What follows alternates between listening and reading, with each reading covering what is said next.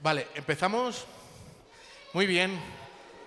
Muchas gracias por estar aquí esta mañana para asistir a la presentación del libro Sosías sobre clones, es la temática, y clones también en los videojuegos, Sosías y los videojuegos, a cargo de Salvador Mellado, que es el escritor de este libro. Y bueno, para animarle a que se nos presente él y nos cuente un poquito más quién es y cómo ha llegado a este libro, vamos a dedicarle, por favor, un aplauso para que nos dé esta charla. Muchas gracias, Salva. Adelante. Muchas gracias. Muchísimas gracias por haber acudido a la presentación de esta novela de Sosías, que he intentado presentar de una forma amena. Cuando estuve hablando con Eduardo Arancibia y con José Litarte, a los que les doy las gracias por haberme invitado al Museo del Videojuego a presentarla, dije, voy a darle una vuelta de tuerca y voy a hablar también de algunos conceptos de ciencia, de bioética y de videojuegos. Y así hacemos un poquito ameno y nos pasamos bien este ratito que tenemos juntos. Decir que yo estudié biología de base, pero mientras estudiaba biología me interesó mucho la bioética. La bioética es el conjunto de problemas éticos y morales que surgen de los avances científicos. Y eso, pues hoy en día, además, como vamos a ir viendo a lo largo de la presentación, estamos justo teniendo algunos dilemas muy importantes que solventar ahora mismo. El caso es que con mi formación en biología, mi máster en bioética, me introduje en el mundo de la bioética y luego me di cuenta que necesitaba también ver cuáles eran las normas de la sociedad, los que legislaban, lo que legislaban y decían qué es lo que estaba bien, qué es lo que no estaba bien. Entonces, derecho también era muy importante para la bioética. Y también me formé en Derecho. Estudié el grado de Derecho por la UNED.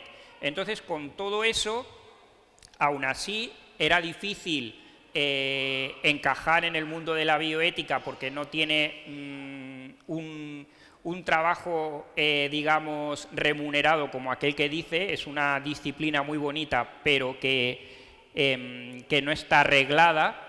Y sí que tiré por el mundo de la escritura para dar salida un poco a todos esos dilemas morales y éticos que os comentaba y plasmarlos en mundos distópicos, pero que tienen que ver también mucho con el actual.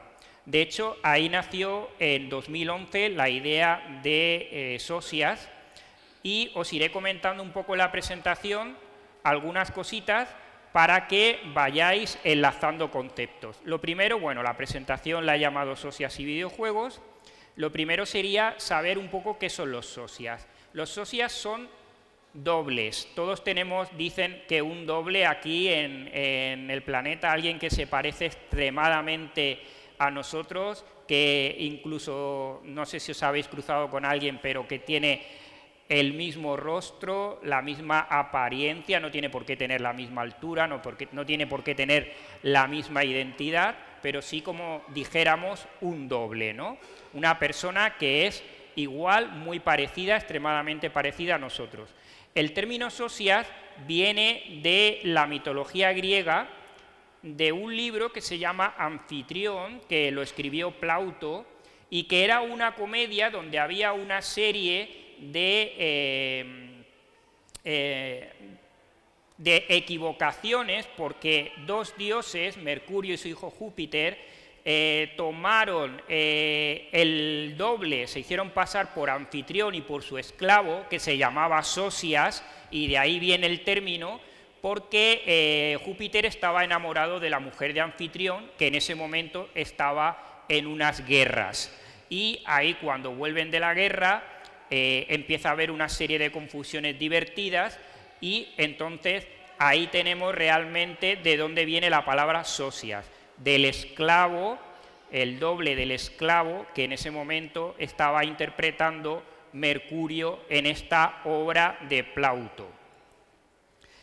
En el tema de los dobles, quiero hacer referencia, por ejemplo, a un capítulo de Black Mirror, que sabéis que es una serie de cultura popular donde se hablan también de dilemas éticos y morales. En la segunda temporada hay un capítulo que se llama Vuelvo enseguida, en el que, como veis, pues una chica está con su pareja y esa pareja fallece en un accidente de coche y una amiga le ofrece la posibilidad de, con un software nuevo, con una inteligencia artificial, que va a recopilar todos los datos que tiene en sus redes sociales, conseguir comunicarse de alguna forma, intentar superar ese duelo, teniendo todos los datos que ha sido recopilado de sus movimientos, de su historial en Internet. Entonces esa inteligencia artificial lo recopila y empieza a darle respuestas como si realmente su pareja fuera este sistema informático. La cosa llega más allá y decide pasar al programa Premium, porque se sentía muy a gusto con esta inteligencia artificial que hacía las veces de su pareja perdida. Y encarga un cuerpo. Le llega al cuerpo, como veis ahí, viene embalado, y una vez desembala el cuerpo, lo pone a funcionar y el software se transmite a este cuerpo que acaba de comprar. Si veis en la escena esta, ella está como impactada porque vuelve a tener a su pareja, al doble de su pareja. Es totalmente el doble, sería un socias, sería un doble, lo tendría otra vez al lado de ella y le causa una impresión muy fuerte. Pero ¿qué ocurre? Que claro, vemos en el mismo capítulo, ya hacia el final, una frase muy interesante que le dice ella al doble de su marido, le dice: tú no eres tú. Porque por mucho que le intentemos copiar toda la información que esa persona o su vida o sus experiencias, ella nota que no es él. Dice: eres un eco, no tienes historia, eres una performance de todo lo que él solía hacer y eso no es suficiente, ¿de acuerdo? En el libro, cuando comienzo a hablar del libro, digo una cosa, había un saludo entre los mayas. Cuando los mayas se saludaban entre ellos se decían in lak ech, que dice yo soy otro tú, a lo que contestaban alaken, tú eres otro yo. El concepto de identidad, el concepto de copia y el concepto de libre albedrío, de si realmente los clones, los dobles, tienen personalidad propia y pueden tomar decisiones conscientes de lo que quieren hacer, es algo que siempre está presente en toda la simbología, cómics, películas, series, libros, videojuegos también, que vamos a ir viendo.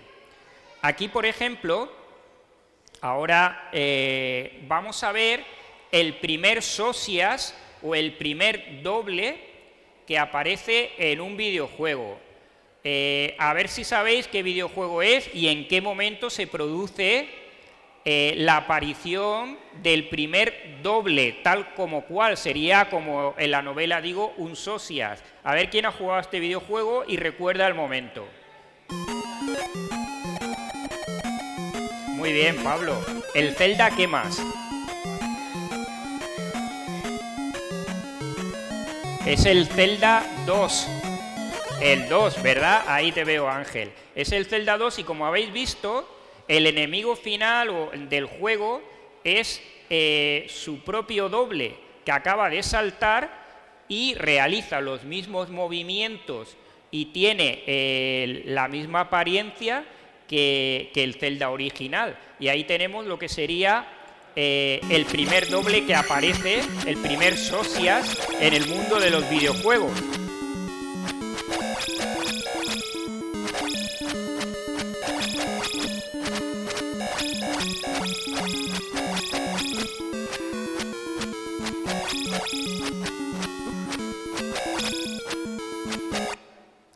También Vamos a ver si ahora acertamos este videojuego. Con Mario también tenemos otro doble que aparece en un momento determinado de este videojuego. ¿Qué videojuego es? Mario's. Exactamente. Princess, look! On the statue's head!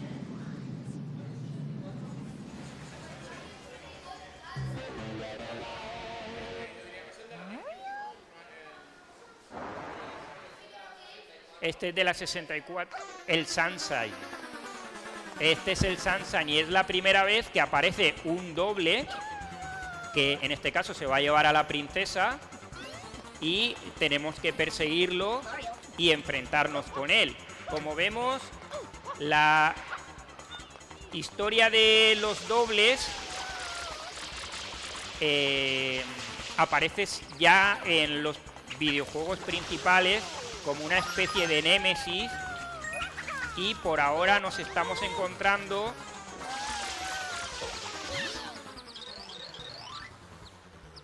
ahí lo veis, el doble lo han dibujado como una especie de sombra, como habían hecho con Socias, y eso es una de las cosas que hablaremos luego, pero fijaros que siempre que hablamos de dobles, de clones, tenemos la impresión de que van a ser malvados, de que tienen un fin violento y de que cuando no tendría tampoco por qué ser así.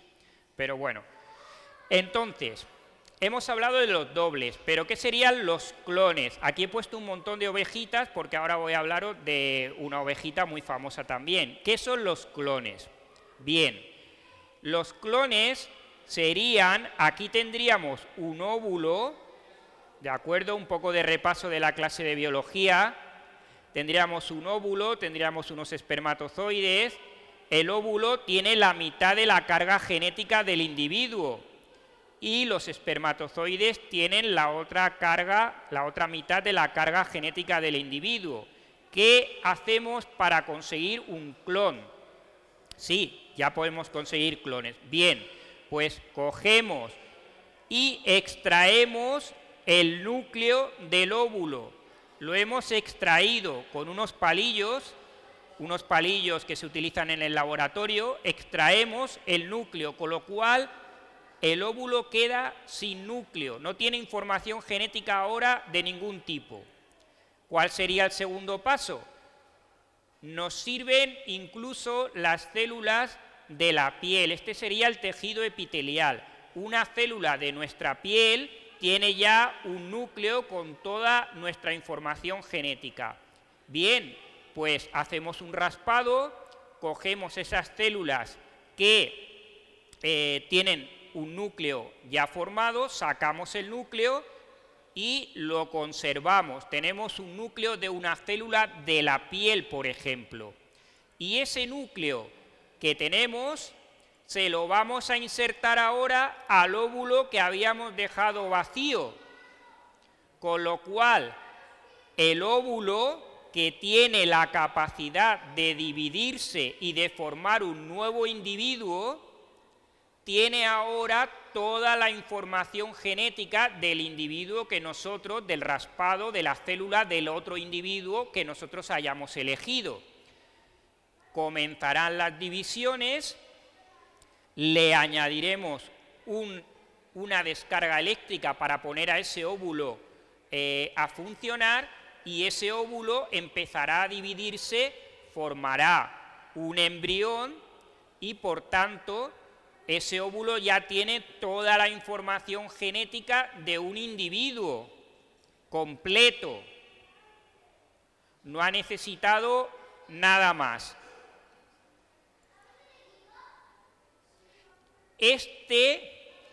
Esta, mejor dicho, es el primer clon de un mamífero. Se llamaba Dolly. Este es Ian Wilmut, el científico que logró crear al primer mamífero que conseguimos en la historia. La oveja Dolly tuvo, como os he dicho, ese proceso. Aún se utilizó otra oveja más, un tercer organismo, que fue la que puso el útero y donde se desarrolló, ¿de acuerdo? En aquellos tiempos, estamos hablando de 1996. Tened en cuenta que el ADN se descubrió en 1952. En 1996 ya tendríamos el primer clon y estamos en 2024. O sea que imaginaros a dónde vamos a llegar, el poquito tiempo que conocemos el ADN y las cosas que luego os contaré que ya se están haciendo. Aquí teníamos el primer mamífero clonado. Se habían clonado otra serie de organismos, pero no un mamífero.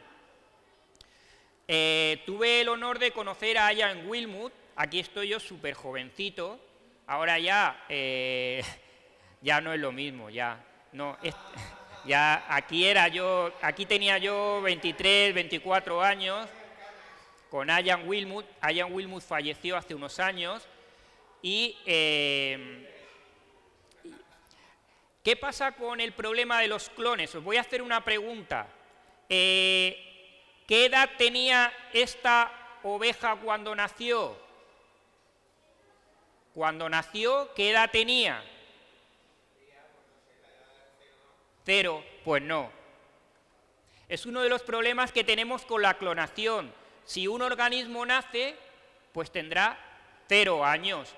Pero ¿qué pasa? Que como estamos usando el ADN de una célula que ya llevaba viva y por tanto se dividía y con cada división se desgastaba, la oveja Dolly no nació con 0 años, la oveja Dolly nació con la edad de esos cromosomas, que en ese caso eran 7 años. La oveja Dolly nació con 7 años, y es porque al final del ADN, el ADN cada vez que se deshilacha para producirse una división y se vuelve a compactar, se produce un desgaste, como en cualquier mecanismo.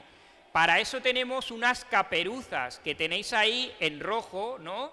Que son pues eso, como el tapón de un bolígrafo, que permite que no se deshilache, que se mantenga compacto y que se guarde. Y entonces decimos, bueno, pues en vez de poner un ADN, digamos, desgastado, vamos a poner unas buenas protecciones, unas buenas telomerasas, para que el ADN esté, digamos,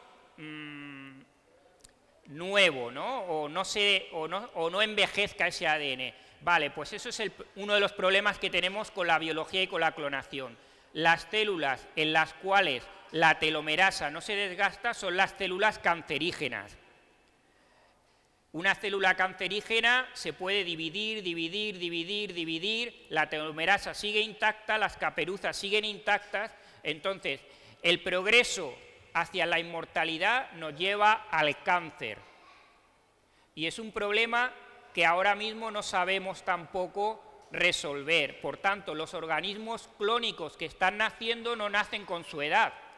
Y Dolly, desde que nació, ya tenía, por ejemplo, problemas de artritis, ¿de acuerdo? Se le cuidó mucho, estuvieron haciéndole muchísimas pruebas, muchísimos cuidados, y por eso tuvo una longevidad inusual. Bien, cuando me empecé a interesar yo también por esto de los clones y por hablar un poquito de la cultura pop también donde se introducían los clones, aquí tenemos una película que se llama, también el libro, que se llama Los niños del Brasil, y en ese libro, si os acordáis, hay un científico que además el reparto de la película es espectacular, tiene unos actores impresionantes. En la película lo que hacen es clonar niños. La película es de 1957, si no recuerdo mal, y lo que hacen es clonar niños con la ilusión, en este caso, porque el que los clona es un científico nazi, con la ilusión de que alguno de esos clones sea Hitler, porque si tiene los clones de Hitler, acceden al genoma de Hitler, si tiene los genes de Hitler, se convertirá en Hitler. esto ya creaba un dilema moral, aún no manejaban no tenían la posibilidad de clonar a nadie, pero siempre se ha jugado con la idea de clonar a personajes históricos. Por ejemplo, hay otro libro que se llama A su imagen y que hablan de que extraen material genético de la sábana santa, con lo cual podríamos clonar a Jesucristo. Todos estos dilemas, que luego iremos un poco tratándolos, pero ya estoy poniendo ahí un poco de lo que la bioética trataría, de si lo que la ciencia es capaz de hacer, si podemos hacer clones o la ciencia debe hacerlos, no debe hacerlos. Eso es de lo que se ocuparía la bioética, porque la ciencia siempre tiene que avanzar. ¿De acuerdo? Los niños del Brasil. Aquí tenemos un videojuego. Pablo, ¿qué videojuego es este?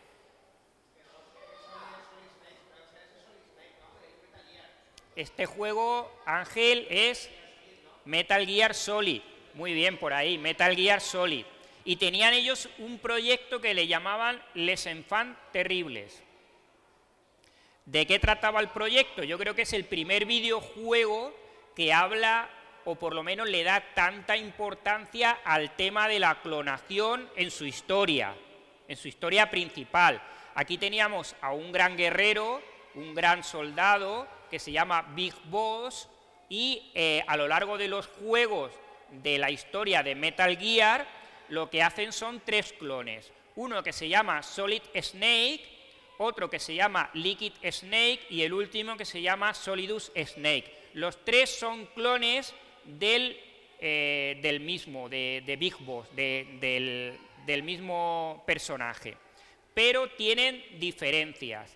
A Solid Snake, digamos que el objetivo era crear supersoldados que obtuvieran las mejores características de este soldado, como digo, de Big Boss, que era considerado el mejor soldado de su época, pero a nuestro protagonista, Solid Snake, lo hicieron como un clon imperfecto, ya que estuvieron jugando con, estoy hablando de la historia del juego, con los genes dominantes y recesivos, con lo cual Solid Snake tiene como una personalidad diferente a la de Big Boss, y en la cual él se está cuestionando continuamente si tiene libre albedrío, si realmente lo que está haciendo él lo hace porque quiere o porque sus genes lo han determinado.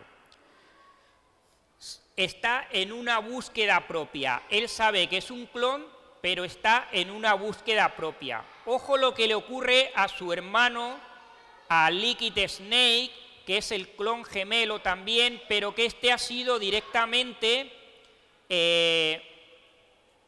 tratado con los genes recesivos, es decir, con los genes más débiles, con lo cual, sabiéndose que él es un clon, tiene un problema, digamos, que se siente menor que los demás, ¿de acuerdo? Se siente más débil. Fijaros aquí, esta imagen, ¿de qué película es? ¿Os acordáis de esa imagen? Es de una película de ciencia ficción muy aclamada, muy importante, que habla sobre la clonación. Esa película es Gattaca. ¿Habéis visto la película Gattaca? Gattaca habla de que en el futuro todos los seres, todos los humanos, están modificados genéticamente para extraer lo mejor de ellos. Sin embargo, en la película hay un personaje que nace de forma natural, es concebido y dado a luz de forma natural, no tiene modificaciones genéticas. En cambio, su hermano sí, y desde pequeño él se ha sentido que tiene menos probabilidades de triunfar y de llegar donde él quiere. Y esta es una escena en la cual ellos siempre jugaban a un juego que era meterse muy adentro en la playa, y en una de las pruebas en la que ellos se estaban metiendo a ver quién llegaba más lejos nadando, en una de las pruebas de resistencia, el humano más perfecto, el que está genéticamente modificado, el hermano superior, fallece y Vincent, que es un ser natural, el que tiene defectos genéticos como nosotros, es el que sobrevive, le pregunta luego que cómo consigue sobrevivir y es porque él dice que él nunca se guardaba, él nunca pensaba en volver de nuevo a la orilla, con lo cual él sobrevive. En el juego, Licky se obsesiona también con superar a su hermano y demostrar que es mejor a pesar de las desventajas genéticas. Esa es una de las cosas que ya se empiezan a comentar hoy en día. Si pudiéramos, y lo vamos a ver al final, solventar algunas de las desventajas genéticas que poseemos, deberíamos hacerlo. Y por último, en el videojuego aparece Solidus Snake, que ya es la copia genética perfecta, ¿no? Y que de hecho tiene ambiciones de juntar a sus hermanos clonados y establecer un nuevo orden mundial de él como líder, ¿de acuerdo? Ahí tendríamos a Metal Gear Solid. Otro videojuego muy interesante que habla sobre la clonación, ¿conocéis este videojuego? BioShock. BioShock, el personaje principal, y también BioShock es un videojuego que habla, también tiene entre su historia principal la clonación como argumento destacado. BioShock, el personaje principal es un clon, él no lo sabe, ¿de acuerdo? Además es un clon en el cual el libre albedrío no existe, porque también en el videojuego nos hablan de control mental, y tenemos una ciudad subterránea donde se hacen todo tipo de experimentos genéticos, que es Rapture, ¿no? Que este sería el personaje que dirige esa ciudad, y este sería el personaje que ha influido en nuestro Jack, el que presentábamos antes, y ha hecho una copia de él que puede controlar siempre que dice la palabra «serías tan amable».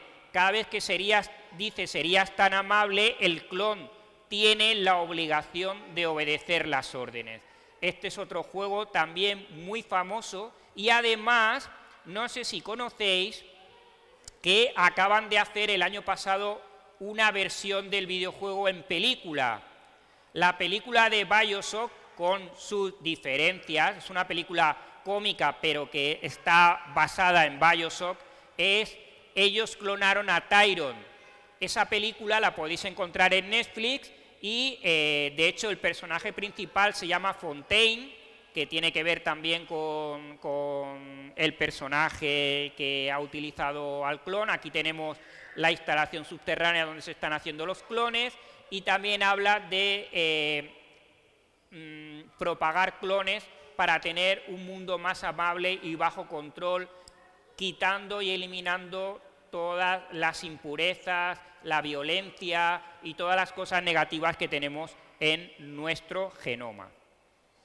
Ah, y aquí la palabra es Amanda Black. En vez de ¿quieres ser tan amable? O ¿quieres ser tan amable?, la palabra es Amanda Black. Bien, este señor es uno de los científicos más importantes de la historia ya, ¿de acuerdo? El nombre siempre me equivoco porque, claro, es surcoreano, se llama Hwang Woo-suk. Me lo he intentado aprender muchas veces y lo he leído muchas veces, pero es que se me va. Hwang Woo-suk. Este señor, digamos que es el científico más importante hasta ahora de la historia.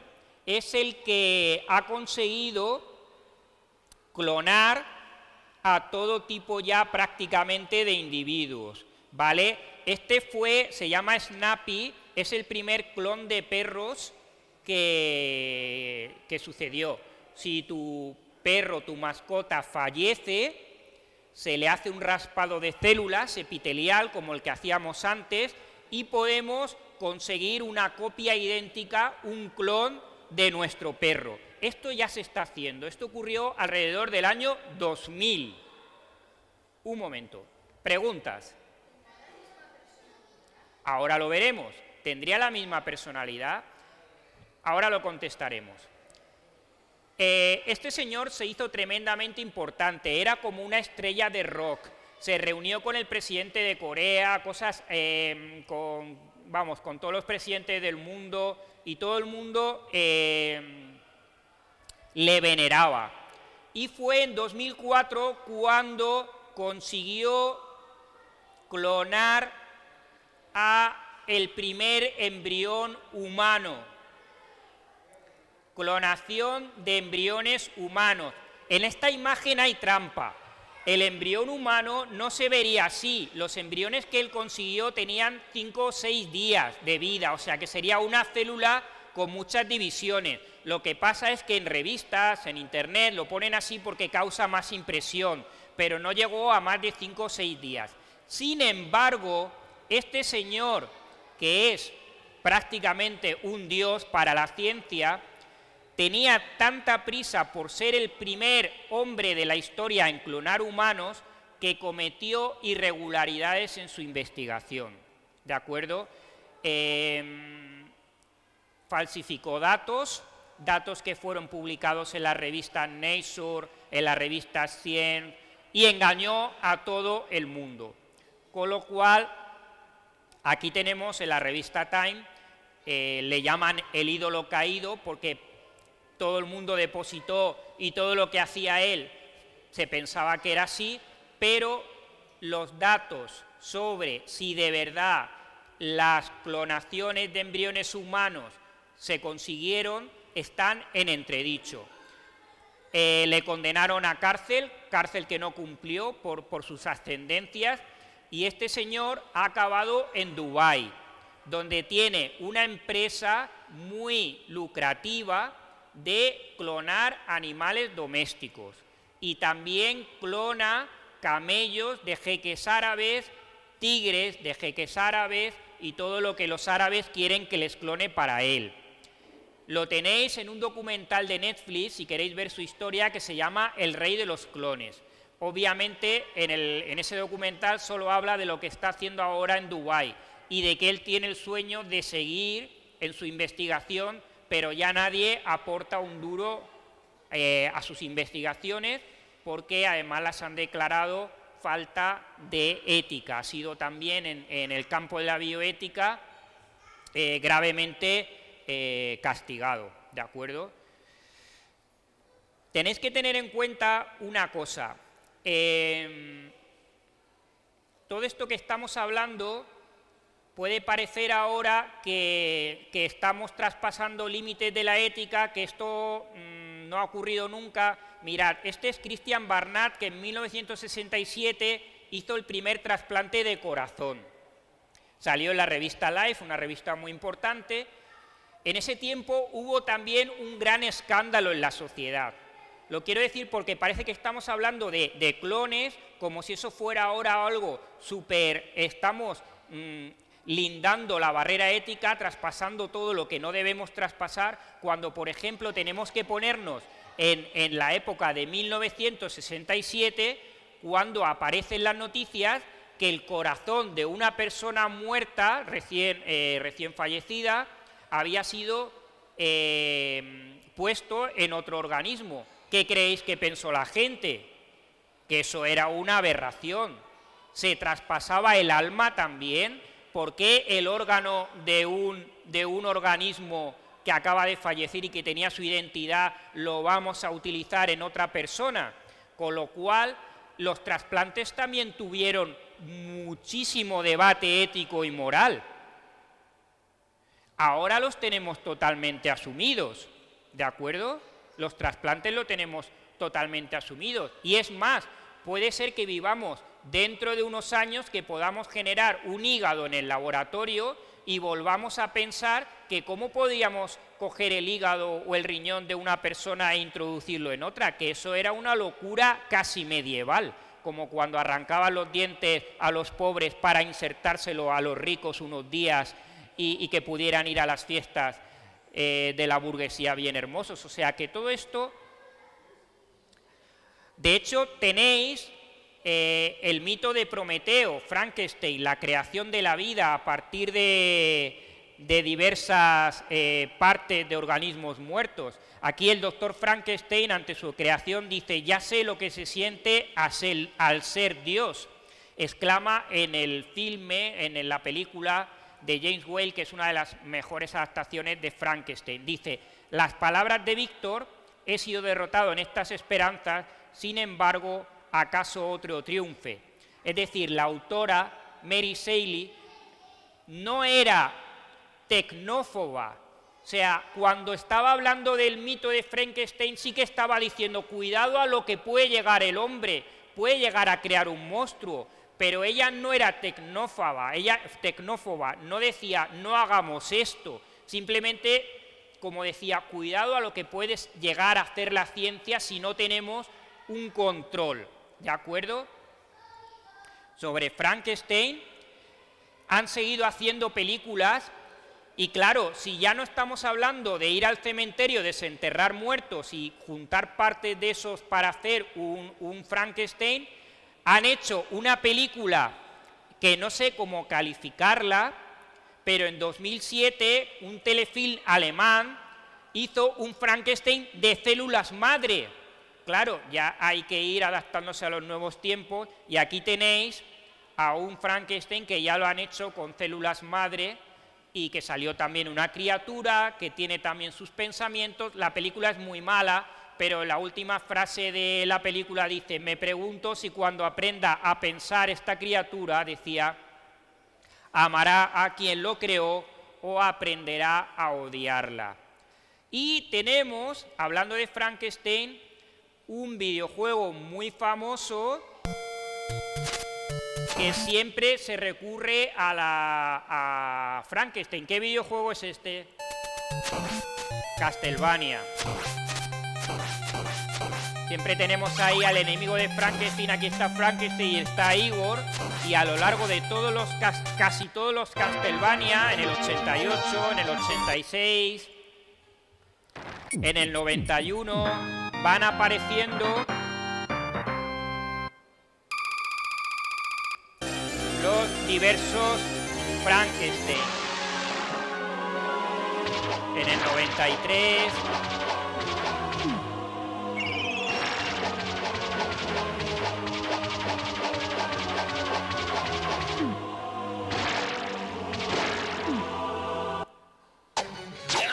en el 97,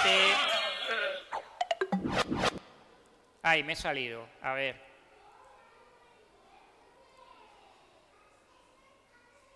Vale, pues el juego de Castlevania tiene mucho que ver con la figura de Frankenstein.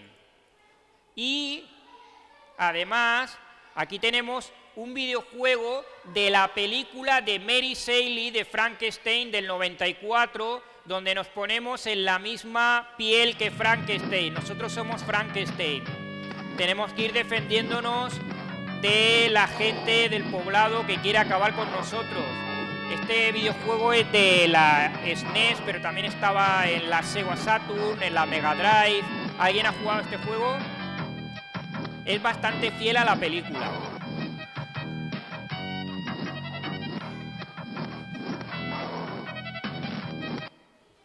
Bien, para ir acabando. ¿Quién es este señor?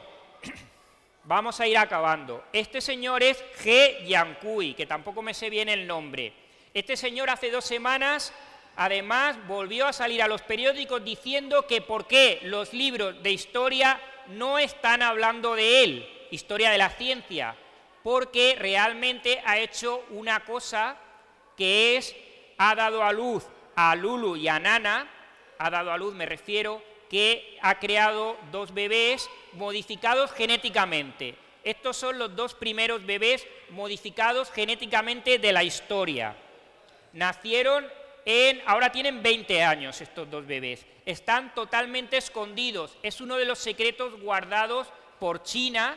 Estas 2 niñas están en China y tienen modificado un gen que les impide contraer el SIDA. Estos 2 genes se han modificado con una técnica que se llama CRISPR.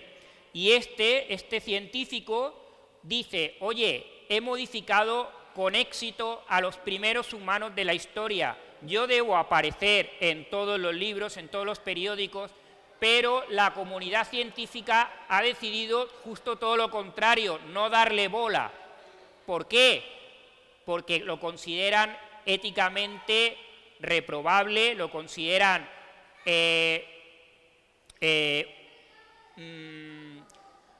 un problema muy grande, porque no sabemos lo que va a ocurrir con estas niñas.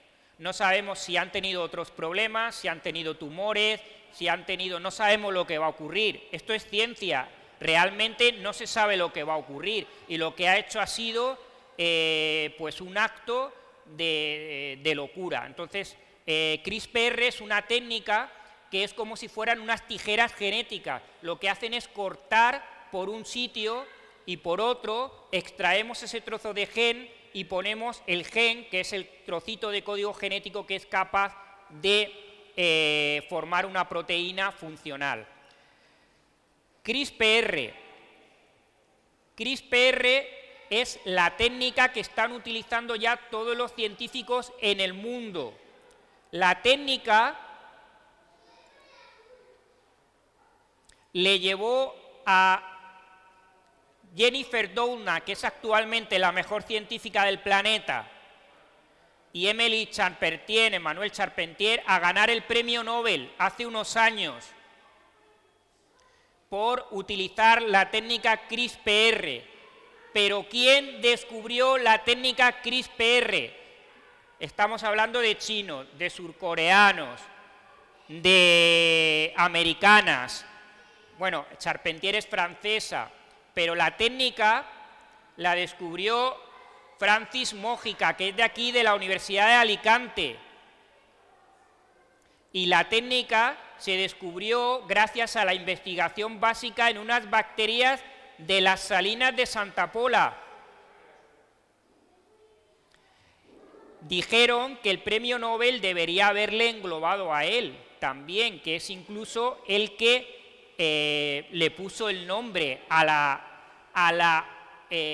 lo que observó en esas bacterias que había en las salinas de Santa Pola, que eran capaces de adaptarse al medio, sacando y metiendo los genes según el ambiente y según ellos lo necesitaran. Una cosa es la investigación básica, descubrir un hallazgo que nos puede servir para, y claro, Jennifer Doudna y Emmanuelle Charpentier y otros científicos lo que han hecho es aplicarla. Ahora hay muchísimas empresas privadas que lo que están haciendo es crear genes y crear órganos a medida, pero lo que es la investigación en humanos está ahora totalmente paralizada, ¿de acuerdo? Porque los límites éticos están ahí impidiendo que hasta que no tengamos más control sobre la técnica, sepamos o no, o debamos hacerlo o poner en compromiso esto. Hablando de modificaciones genéticas, ¿estos bichos a qué videojuego pertenecen? A Mass Effect. Estos son los Kragul, ¿no? Que han estado modificados genéticamente y que en su guerra con estos insectoides, bueno, se modifican genéticamente, se hacen muy fuertes y tienen una alta tasa de reproducción, empiezan a reproducirse tanto que otros organismos empiezan a tener miedo. Y aquí tenemos al protagonista de Mass Effect.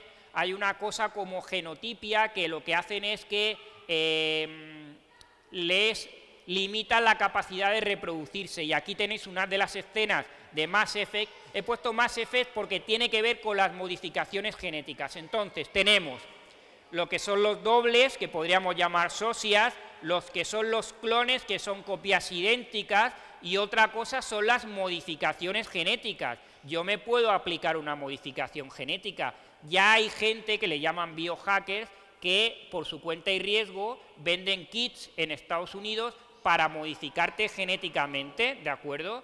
Y en algunos casos hay personas que experimentan con modificarse genéticamente. Las modificaciones genéticas también están bien vistas, están mal vistas, es si se puede mejorar al ser humano. No deberíamos mejorar al ser humano. Si conocemos ya todo el alfabeto de la vida y simplemente es cambiar unas letras por otras, ¿de acuerdo? A lo que me preguntabas antes, ¿cómo te llamabas? Rafael, a lo que me preguntabas antes, el problema que tenemos con los clones, o el sueño que tenemos de los clones en la ciencia ficción, ya hemos acabado, de los clones en la ciencia ficción, es que pensamos que son réplicas idénticas, iguales, pero en los organismos interviene tanto el genoma como el ambiente. Hay estudios, los estudios siempre se hacen en gemelos que han sido separados al nacer. Desde 1950 y pico hay estudios en gemelos que se separan al nacer. Y si bien tienen algunos comportamientos idénticos, se dice, actualmente se considera, aunque hay unos biólogos que piensan que el genoma tiene más peso y hay otros científicos que consideran que el ambiente tiene más peso, lo que se considera hoy en día como válido es que al 50% interviene el genoma y al 50% interviene el ambiente. Entonces, el ambiente en el que se educa, las ideas, los bienes a los que accede un clon, las experiencias que tiene van a moldear también su personalidad. Por tanto, un clon o un hermano gemelo nunca va a tener la misma, o por ahora no tiene la misma personalidad, porque el ambiente, las cosas que vive a su alrededor, son también diferentes a las que otro vive, a los que su clon viviría. Otros juegos que también hablan de modificaciones genéticas serían Resident Evil del 96 o Deus Ex del 96, porque pongo aquí la imagen de la primera modificación genética. ¿Quién es esta? Lisa, eres un máquina, ¿eh? Te lo sabes todo. Estoy poniendo aquí un montón de trampas y te las sabes todas. Esta es Lisa, que no voy a contar, no voy a hacer spoiler de lo que viene después, ¿no? Pero Lisa estaba modificada genéticamente, pero aún así mantenía, ¿no?, su pensamiento, su identidad la seguía intacta, aunque se había transformado por fuera en un monstruo. Como digo, dobles, como digo, clones, como digo, modificaciones genéticas. Y bueno, hasta aquí hemos llegado, un poquito revisando. En la novela hablo de una sociedad donde todos los, a partir de un determinado evento, todos los niños y niñas que empiezan a nacer tienen el mismo rostro. Eso va a traer varios dilemas a la sociedad. Hay gente que no sabe lo que ha pasado, si ha sido cosa de la evolución, se producen problemas sociales, no le dan tampoco los mejores trabajos, ni les dan la misma importancia, tienen miedo de qué es lo que va a ocurrir, por qué todos son iguales, hay gente que se quiere diferenciar, hay gente que quiere seguir igual.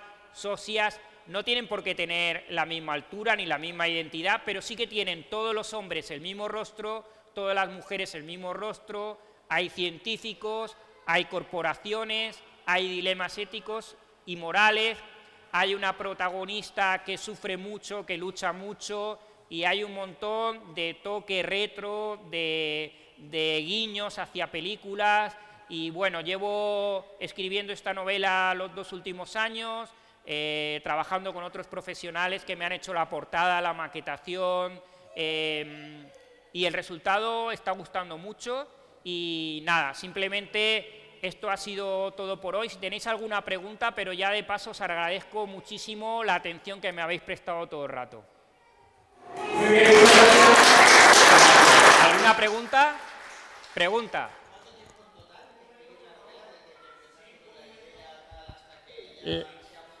La idea la tuve en el... Un segundo, sí. por favor, vamos a repetir la pregunta con Sí. el micrófono. ¿Cuánto tiempo en total, desde que empezaste con la idea tal y cual, la escribiste, el editor, o sea, te han corregido, no te han corregido, ha supervisado a alguien o es todo cosecha tuya o has tenido algún apoyo, alguien que te ha apoyado con documentación o algo, porque tiene una complejidad técnica, ¿no? Sí, el tema está... La idea la tuve en 2011, pero hasta hace 3 años no me pude poner en serio a escribirla. Empezaba, volvía a reescribirla, reescribía los primeros capítulos y luego contacté con un mentor que es Félix J. Palma, que es un autor muy famoso por el mapa del tiempo, el mapa del cielo, el mapa del caos, y él empezó a mentorizarme de la manera que me decía, mira, para tal día me tienes que entregar estos 3 capítulos más. Y entonces fue la manera en que salí de esa pereza, ¿no?, de hábitos atómicos, de ir construyendo cada día un poquito, porque tenía la obligación de entregarle los capítulos. También resulta que yo era un escritor un poco de brújula. De brújula es sentarme y escribir lo que me viene. Y también con él adopté una técnica de productividad que es escribir en forma de mapa. Entonces yo lo que hice fue sentarme, ver todo lo que quería contar, ponerlo en cada capítulo brevemente lo que quería contar, cómo quería que fuera la evolución de la novela, el principio, el final, los personajes que iban a estar.